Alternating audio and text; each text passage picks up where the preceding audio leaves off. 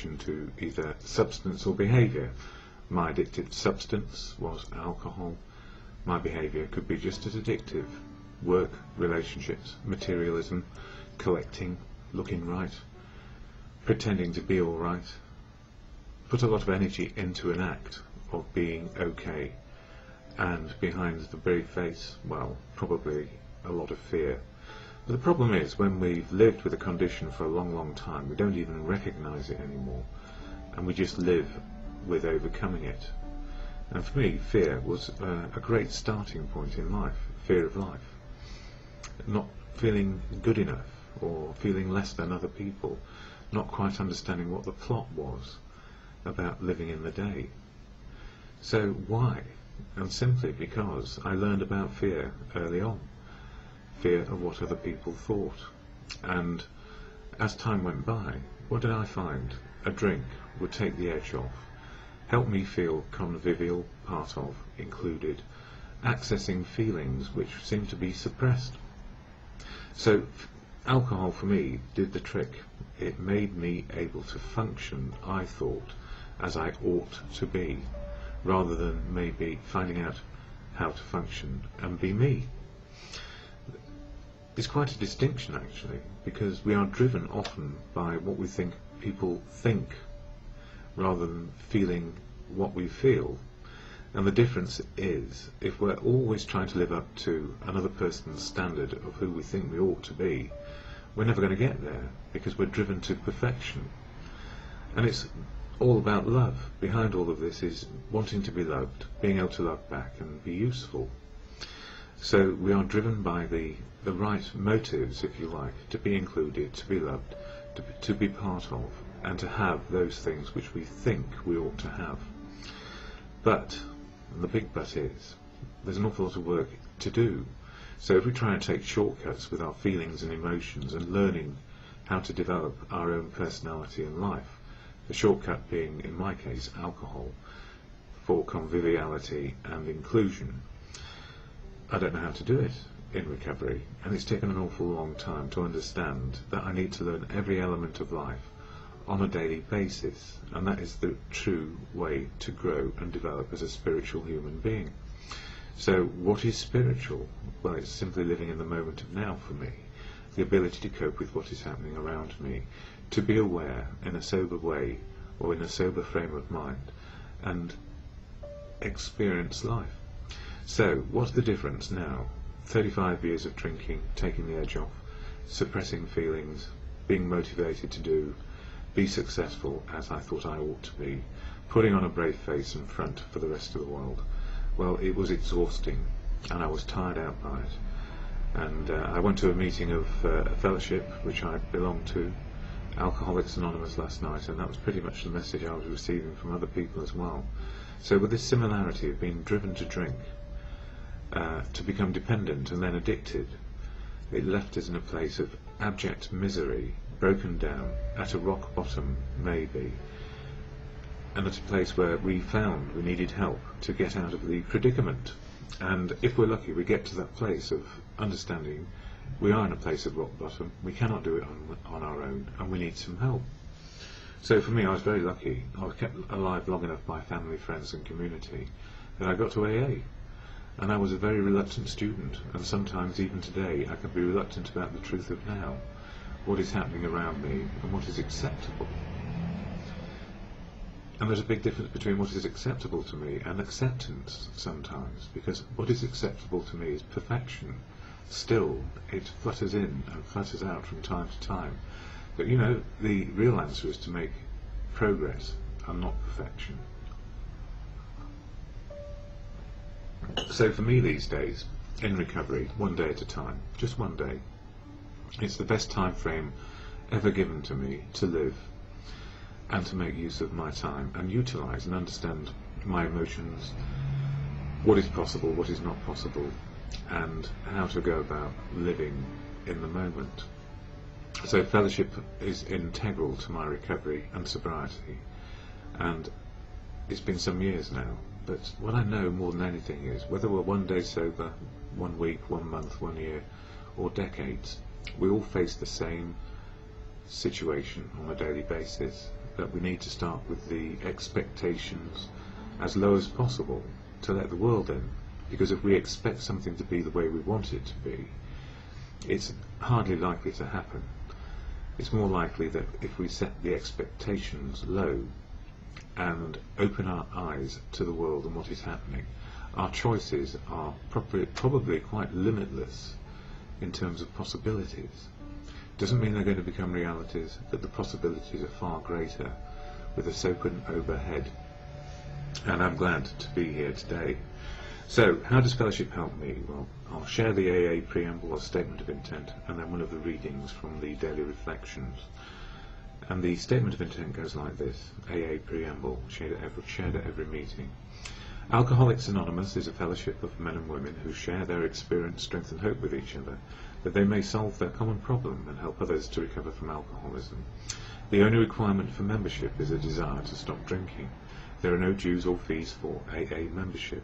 We are self-supporting through our own contributions. AA is not allied with any sect, denomination, politics, organisation or institution, does not wish to engage in any controversy, neither endorses nor opposes any causes. Our primary purpose is to stay sober and help other alcoholics to achieve sobriety.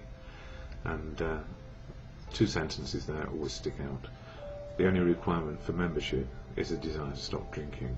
You don't have to stop drinking, it's just a desire. And then the primary purpose is to stay sober and help others. And the reason why these videos were done in the first place was simply because a lot of people I knew couldn't get out and about. So I was sharing experience, strength and hope of going to meetings of AA and what it was doing for me. And you know, last night was great because somebody who's been expecting a baby has had it, and was back at a meeting after a week, and it was a wrench to come out to a meeting, which is quite natural and normal, but they were so glad to be sober, and two sober parents, man and wife, in the meeting, very happy, beyond their wildest dreams, obviously, the reality of being parents, when in fact that was never on the agenda in drinking days, maybe, certainly not even in a relationship. So, you know, life happens. And the gift is we can all celebrate that, because there is nothing like good news about new life, and that's what the fellowship affords, a new life in recovery, a new way of looking at the world, open to. But January, in this book, Daily Reflections, is all about the 12 steps of AA, changing attitude and behaviour on a daily basis, and we learn the steps over a period of time, and we need life experience to actually learn how these steps can be put into practice. But the first step, which is covered in this book in January, is all about powerless over alcohol. We admitted we were powerless over alcohol, that our lives have become unmanageable, and that is in the present tense for those who are still drinking and alcoholic, and in the past tense, life was unmanageable or less manageable when we were drinking. And then we have a daily reading, and today's is the victory of surrender. Whoever thought that surrender might be a victory? We perceive that only through utter defeat are we able to take our first steps towards liberation and strength. Our admissions of personal powerlessness finally turn out to be a firm bedrock upon which a happy and purposeful life may be built. When alcohol influenced every facet of my life, when bottles became the symbol of all my self-indulgence and permissiveness, when I came to realise that by myself I could do nothing to overcome the power of alcohol, I realised I had no recourse except surrender. In surrender I found victory, victory over my selfish self-indulgence, victory over my stubborn resistance to life as it was given to me. When I stopped fighting anybody or anything, I started on the path of sobriety, serenity and peace. And you know, that's coupled with an understanding that not only do we become very selfish in our disease, we do in fact have a disease and a malady which is an allergy to alcohol, and it makes life hell. So what helps me on a daily basis when life can turn to hell again is that serenity prayer to God or good conscience. God, grant me the serenity to accept the things I cannot change, courage to change the things I can, and the wisdom to know the difference is simply just for today. It's all about recovery from addiction to either substance or behaviour. My substance, alcohol, my behaviour, workaholic, amongst other behaviours, always trying to be perfect and never actually achieving it, not in my own eyes and certainly not in the eyes of other people. And I think people would have preferred if I just got on with life, just gently, making slow progress or just gentle progress towards whatever it could have been that would make me happy. And what makes me happy these days makes me happy or helps me to be happy. And I think and feel I have to strive for it, same as everybody else, is to understand my emotional, spiritual and physical condition. So I don't drink anymore on a daily basis. It's always one day only in a one-day program of the Fellowship of AA, Alcoholics Anonymous. And on this little card here is the AA preamble, which is shared at every meeting I go to, unless we forget or we haven't got it available, but most people can recite it if they've been around a while. I can't yet because I always get bits confused or my brain doesn't work that well. Anyway, it says here, Alcoholics Anonymous is a fellowship of men and women who share their experience, strength and hope with each other, that they may solve their common problem and help others to recover from alcoholism. The only requirement for membership is a desire to stop drinking. There are no dues or fees for AA membership. We are self-supporting through our own contributions. AA is not allied with any sect, denomination, politics, organisation or institution, does not wish to engage in any controversy, neither endorses nor opposes any causes. Our primary purpose in the fellowship is to stay sober and help other alcoholics to achieve sobriety. So whilst we may be in a fellowship which is about one thing only, a desire to be sober or a desire to stop drinking, anybody going to AA is full of everything that they have in their daily lives. Some things are good and helpful and some things are not so helpful, like drinking. So when it says we are self-supporting, that means we pay for the rent and the tea that we utilise during meetings, and it's not allied with any sect, denomination, politics, organisation or institution, but people can be. It's just that that's not part of AA. Does not wish to engage in any controversy, neither endorses nor opposes any causes.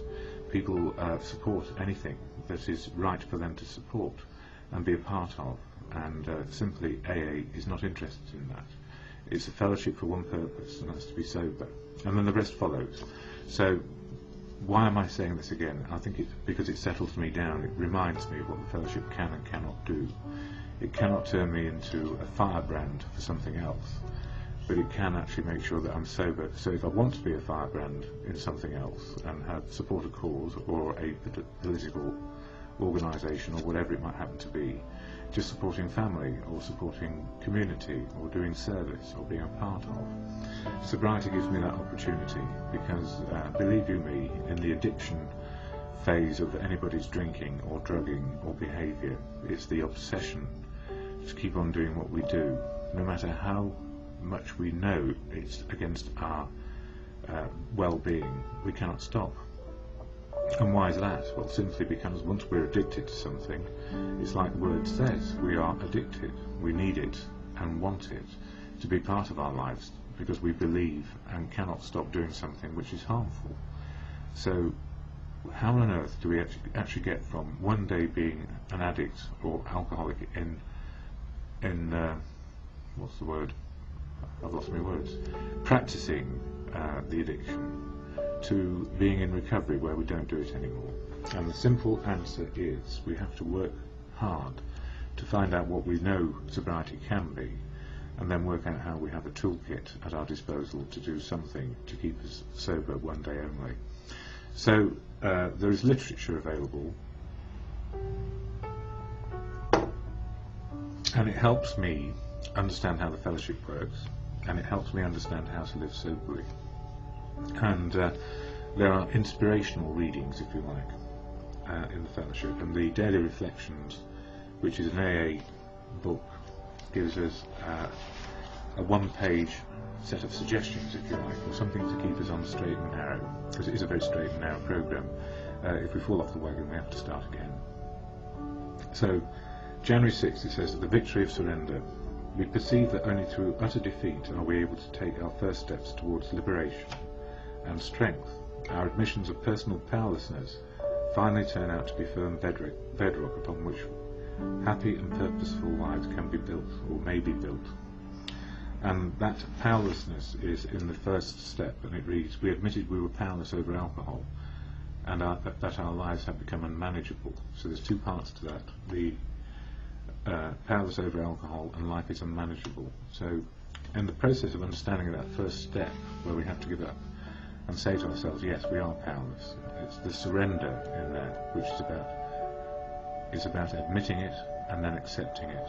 And the difference between the two, we can admit we're an alcoholic and function still, and then when we accept it, we get to a place where surrender is better than continuing to a place where we might die. And in this reading here it goes on to say, when alcohol influenced every facet of my life, when bottles became the symbol of all my self-indulgence and permissiveness, when I came to realise that by myself I could do nothing to overcome the power of alcohol, I realised I had no recourse except surrender. In surrender I found victory. Victory over my selfish self-indulgence, victory over my stubborn resistance to life as it was given to me. When I stopped fighting anybody or anything, I started on the path to sobriety, serenity and peace. And I guess when we realise we're doing something which is harmful to ourselves and to everybody around us, and when we cannot stop, we have to find a place where, like I said yesterday, rock bottom, where we just know it cannot go on or we die. We die emotionally, spiritually, and eventually physically, and the number of related deaths to alcohol is a statistic which is never really understood, because whatever it says on the death certificate, the very last thing some people want to put on it is alcoholism. Yes, even in these liberated days where we don't really associate a stigma to part of what is going on with us, there is a lot of stigma still there for the practicing alcoholic particularly, because nobody wants to know them, and for those who are in recovery, because people are always worried maybe that you might go back and start again. And the devil is, in addiction, we can relapse, and relapse is one of the big worries that anybody faces when they're trying to get sober, because it's still very hard in the new days of sobriety to overcome that craving which we have, and that realization that we're not going to do something to take the edge off anymore, and we have to face reality. And the gift, which I didn't get straight away, because I don't know how many times I came to AA and then found that I was in trouble again. I was so angry with people who were sober, and I was so angry at myself for not being able to stop, that I continued to, I suppose, put myself in danger by taking the edge off again, because I just couldn't stand my own company, and oblivion was far better. So in this step one process, understanding, not only admitting being an alcoholic, but then accepting it, and in the acceptance trying to work out the anger, the frustration, the depression, and then moving on to new ways of living without alcohol took a long time. And fortunately for me, it didn't take as long as my need for alcohol, or my want for alcohol, which was 35 years. If it had been that long, I'd been dead long ago, but I'm still alive and kicking and here. So that's the daily reflections. And the other book I'm using at the moment is As Bill Sees It, this one. And I'm nearly to the end of it before I go back to the beginning, which you may or may not think, oh no, but you know, I think they're all good reminders. Daily reminders, it's part of the way of keeping my spiritual condition, you know, plugged into this very one moment of now. And it says, easy does it, but do it. Page 322. Procrastination is really sloth in 5 syllables. My observation is that some people can get by with a certain amount of postponement, but few can live without slight rebellion. We have succeeded in confronting many a problem drinker with that awful alternative.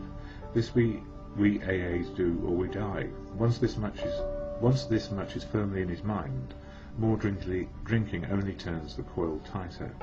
As many an alcoholic has said, I came to a place where it was either AA or out the window, so here I am. And what a good place to end. I'm here. I don't drink on a daily basis, and these steps keep me in mind of that every single day.